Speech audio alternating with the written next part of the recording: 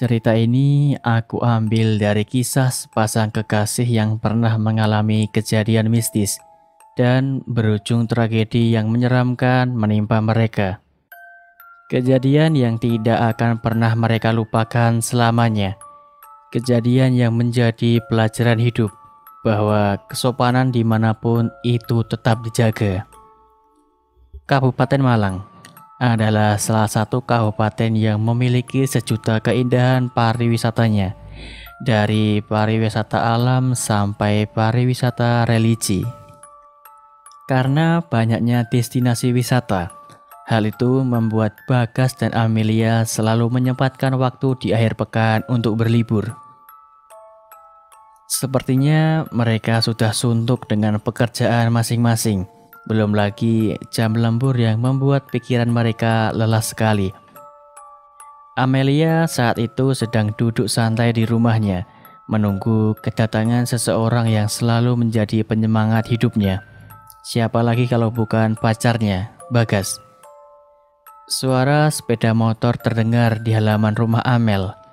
Yah, lelaki yang cukup gagah itu sudah datang untuk menjemput Amel yang hampir setengah jam menunggu. Bagas terbilang lelaki yang sangat cuek dan ambisius. Namun, kedua sifat itu akan musnah jika berada di dekat Amel. Ya ampun, kok cepet banget datangnya? Masih setengah jam loh. Biasanya lama, ucap Amel bergurau. Bagas hanya tersenyum dan membuka helm bogo yang dia miliki. Dia menghampiri Amel dan memegang tangannya. Mereka berdua masuk ke dalam rumah. Di dalam sudah ada ibu Amel yang sedang menjahit. Tidak nampak ayah Amel. Kebetulan ayah Amel adalah pedagang besar. Jadi tidak ada hari libur atau hari untuk bersantai di rumah. Loh, nak Bagus, Amel udah nunggu dari tadi. Ayo duduk, aku buatkan teh dulu, ucap ibu Amel. Nggak perlu repot-repot tante, saya dan Amel segera pergi. Soalnya masih mampir ke salon dulu, nganter saya potong dulu, balas Bagas cepat. Akhirnya mereka pun pergi. Bagas dan Amel mampir ke salon langganan Bagas untuk mengantarkannya potong rambut dulu. Di sana Amel menatap serius layar handphonenya. Amel sedang mencari destinasi wisata di Kabupaten Malang yang belum pernah mereka kunjungi. Amel kemudian tersenyum dan melihat Bagas dari pantulan kaca salon. Bagas memperhatikan Amel yang saat itu menatap heran. Selesai memotong rambut, Bagas menghampiri Amel yang duduk di kursi tunggu. Udah nemu mau kemana? Jangan rame loh. Aku gak mau kalau rame, ucap Bagas. Amel hanya tersenyum dan melirik Bagas saat itu. Amel kemudian memperlihatkan layar handphonenya. Bagas membaca destinasi wisata yang ingin Amel kunjungi. Ternyata Amel ingin situs purbakala yang berada di Jawar. Jarak tempuh yang akan mereka lewati sangat jauh sekali, karena posisi wisata ini lumayan jauh dari kota Malang. Akhirnya mereka langsung berangkat menuju arah Ampel Gading. Situs purbakala ini terletak di lereng selatan Gunung Semeru, masih wilayah Kabupaten Malang. Tidak terasa beberapa jam perjalanan ke sana. Akhirnya mereka tiba. Lumayan jauh sekali. Suasana begitu sangat sepi sekali, sunyi dan tenang. Amel mencoba memperhatikan sekeliling tempat itu. Amel merasakan sedang diperhatikan oleh ribuan orang, namun hanya batinnya saja yang merasakan seperti itu. Matanya hanya melihat keheningan dan rumput liar yang bergoyang karena angin yang cukup syahdu. Bagas mencoba merangkul Amel dari belakang. Amel hanya tersenyum dan kemudian berjalan. Amel melepas rangkulan Bagas dan menoleh kepadanya. Mas, kok sepi sekali ya? Apa nggak ada orang atau juru kunci gitu? Di gerbang depan juga nggak ada orang sama sekali. Sepi. Padahal kan ini hari libur ya, ucap Amel yang nampak mulai khawatir. Bagas tersenyum dan memperhatikan wajah Amel sangat lama. Dirinya sangat heran karena baru kali ini Amel merasa gelisah dengan situasi seperti itu. Bagas sangat kenal betul Amel. Dia menyukai suasana sepi seperti ini. Bagas dan Amel memang sedikit menyimpan rahasia selama itu. Ada alasan mereka tutupi pada liburan akhir pekan mereka. Kita jalan-jalan aja dulu. Memang kenapa sih kalau sepi? Toh selama ini juga tempat seperti ini yang kita cari, ucap Bagas. Amel kemudian memperhatikan Bagas sangat lama dan berusaha membuang rasa khawatir itu. Namun tidak bisa dipungkiri, Amel merasa tempat itu sangat aneh dan menyimpan tanda tanya yang sangat besar. Amel dan Bagas berkeliling tempat itu dan melihat apa saja yang ada di sana. Mereka melihat gazebo dan sebuah pendopo yang sangat luas, sepi dan tidak ada orang sama sekali. Hanya mereka berdua saat itu yang ada di sana. Bagas kemudian mengajak Amel melihat sesuatu yang berada di ujung kompleks itu. Ternyata terdapat situs purbakala dan juga sebuah petilasan. Di sana terlihat sebuah situs yang sangat luas sekali. Batu-batu zaman kerajaan dahulu terlihat betul menampak dan memberikan pesan bahwa mereka merajai kisah dari dulu di sana. Entah apa yang ada di pikiran Amel saat itu. Di sebuah tempat yang tidak dia ketahui kewingitannya, Amel dengan mudahnya naik ke tempat itu dan dia berjoget seperti orang gila di atas situs tersebut. Tetapi Bagas yang seharusnya melarangnya malah ikut menari dan berjoget sembari mengikuti Amel yang juga menari mengelilingi tempat itu. Tiba-tiba terdengar suara gentongan berbunyi secara cepat membuat mereka semua kaget. Mereka melihat ke arah sumber suara kentongan itu. Mereka berusaha mendekatinya dan melihat apakah suara kentongan itu berasal dari orang yang jahil kepada mereka. Mereka pun berjalan bersama. Belum sempat mendekati, sebuah tongkat kayu jatuh dengan sendirinya ke arah tanah. Namun, Bagas dan Amel tidak melihat ada orang lain selain mereka di sana. Bagas memperhatikan bangunan yang mirip dengan pura orang Hindu. Suara kentongan itu berasal dari sana. Bagas melihat sebuah kayu yang menggantung di dalam pura itu. Bagas belum menyadari sesuatu, bahwa di sana adalah tempat yang sangat sakral. Karena Bagas dan Amel mulai tegang dan juga jenuh, akhirnya Bagas mengajak Amel ke gazebo. Masih tidak terlihat akan kehadiran juru kunci dan orang yang menunggu area itu. Hal itu menjadi momen yang bagus bagi mereka yang sedang dihujani perasaan cinta. Hingga mereka tidak menyadari bahwa tindakan yang akan mereka lakukan adalah awal dari malapetaka bagi mereka.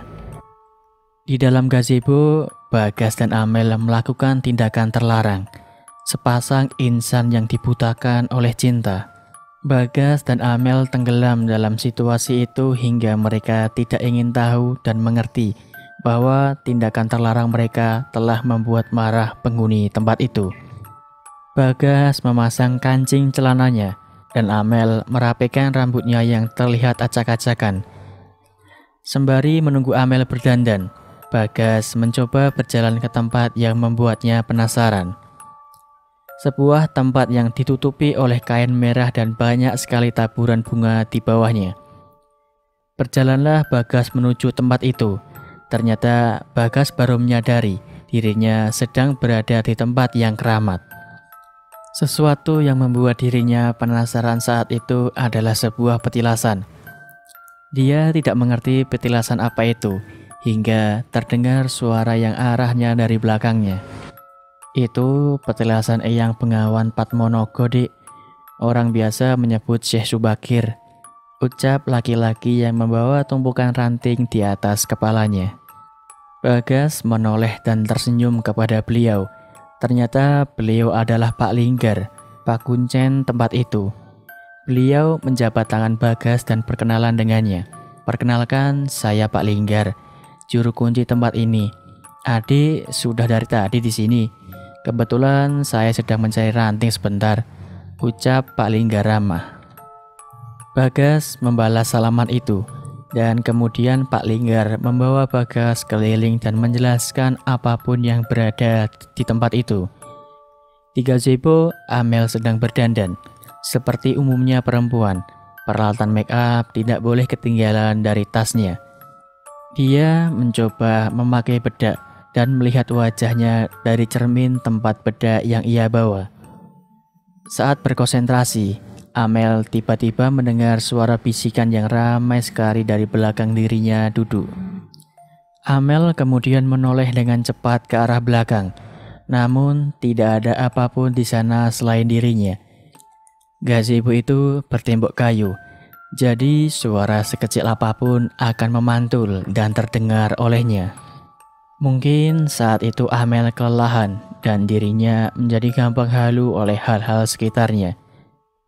Namun ketika ia mulai bercermin lagi, terlihat sebuah kain yang nampak di belakang kepalanya. Amel curiga dan menoleh sekali lagi ke arah belakang, namun tidak menemukan apapun. Karena dirasa dirinya lapar dan melihat hal-hal aneh, akhirnya bergegas untuk segera memakai bedak dan pergi dari tempat itu. Ketika dirinya hendak memakai bedak lagi, tiba-tiba suara itu sangat jelas sekali. Amel yang sudah mulai kesal dan sekaligus penasaran, akhirnya mengarahkan kaca ke arah belakang. Dia melihat sesuatu lewat cermin bedaknya. Alangkah terkejutnya Amel. Ratusan pocong sedang berdiri separuh badan di belakangnya. Pocong yang berbagai macam rupa membuat Amel menjerit ketakutan. Di lain tempat, Bagas yang tenggelam dengan penjelasan Pak Linggar mengenai tempat ini sangat tertarik sekali.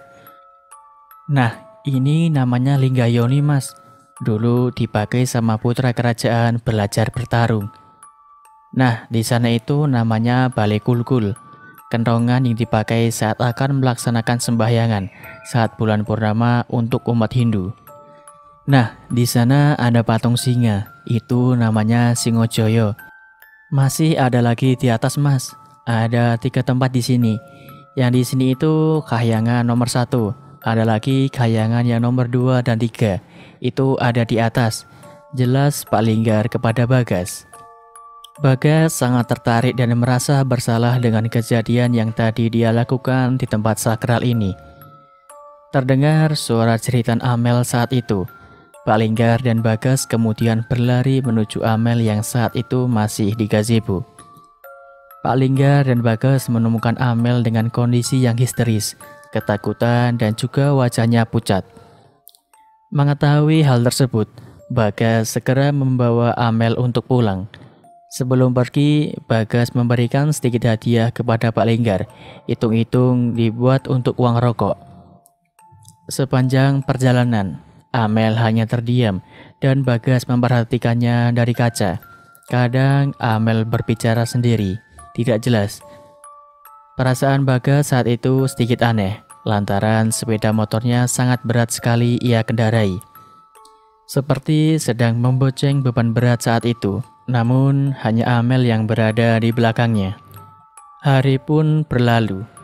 Ada kabar kurang enak dan membuat Bagas menjadi khawatir kepada Amel. Sudah seminggu ini Amel tidak makan dan minum. Amel hanya bisa tertidur sampai malam. Jika sudah malam, Amel seperti orang linglung. Terkadang dia menari seperti orang sedang nyinden. Terkadang Amel bertingkah seperti monyet, memakan makanan seperti orang yang rakus. Bagas setiap hari menjenguknya dan menemaninya ketika Amel sudah bertingkah aneh seperti itu. Hingga suatu ketika, di malam hari sekitar jam 1 dini hari, Bagas menginap di rumah Amel karena saat itu hari libur. Jadi Bagas meluangkan waktu untuk merawat Amel seharian penuh. Bagas saat itu terlelap di sofa depan TV. Remote yang masih berada di tangannya terjatuh dan membangunkannya dari tidur. Bagas kemudian duduk dan mematikan TV. Entah apa yang terjadi, Bagas saat itu mendengar suara potongan tulang muda yang dikunyah oleh gigi. Suara lahapan makan seseorang yang memakan sesuatu dari arah dapur. Bagas berjalan dengan sempoyongan karena dirinya bangun tidur dan masih mengantuk saat itu. Lampu dapur dia nyalakan, tetapi dia tidak melihat seseorang berada di sana. Suara kunyahan itu sangat jelas sekali dia dengar, hingga dirinya membungkuk dan mencari tahu apa yang terjadi. Alangkah terkejutnya Bagas karena melihat Amel yang sedang jongkok di bawah kursi makan dan melahap sesuatu. Bagas kemudian muntah sejadi-jadinya lantaran melihat Amel memakan tikus dan mengunyahnya di hadapan Bagas. Sejak kejadian itu, Bagas kemudian merasa aneh. Sudah berbagai cara dilakukan oleh keluarga untuk mengobati Amel, namun tetap saja Amel sehat dan tidak ada penyakit apa-apa di dalam tubuhnya. Sempat ayah Amel bertengkar dengan tetangga karena tetangga menyarankan Amel dibawa ke rumah sakit jiwa. Hal itu membuat perasaan ayah Amel hancur lantaran tidak terima jika anak kesayangannya dikatakan gila. Hingga Lukman, teman ayahnya, memberi saran agar Amel dibawa ke orang pintar saja, hanya mencari tahu mengapa Amel seperti itu. Akhirnya Amel dibawa ke salah satu tempat di selatan Kabupaten Malang, yaitu ke rumah Mbah Gino. Bagas juga ikut saat itu. Dia tidak meninggalkan Amel. Sesampainya di rumah Mbah Gino, Amel menjerit kesakitan. Telinganya berdengung sangat keras sekali. Dirinya menjerit dan terus menjerit kesakitan, hingga kemudian mata Amel berubah menjadi abu-abu dan lidahnya menjulur seperti lidah ular. Bagas, ibu dan ayah Amel menuntun Amel berjalan pelan ke dalam rumah Mbah Gino. Di dalam, Mbah Gino sudah keluar dengan membawa janur kuning. Mereka bertiga tidak mengerti dan awam tentang hal seperti itu. Jadi mereka mengikuti aja alur keadaan yang ada. Kemudian Amel dengan sekuat tenaga mencoba untuk menyerang Mbah Gino.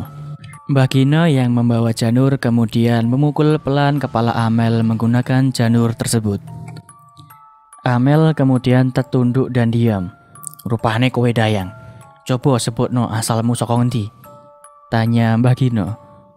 Angin besar kemudian datang dan menerpa mereka. Kemudian suara kuntilanak yang mengikik bersamaan muncul tak bersosok. Mereka yang berada di sana kebingungan dengan apa yang sedang terjadi. Mbah Gino mencoba membawa sesajen yang berisikan bunga-bunga dan pisang di sebuah nampan kecil. Kemudian angin tersebut meredup, menyisakan Amel yang masih pada kondisi kerasukan itu.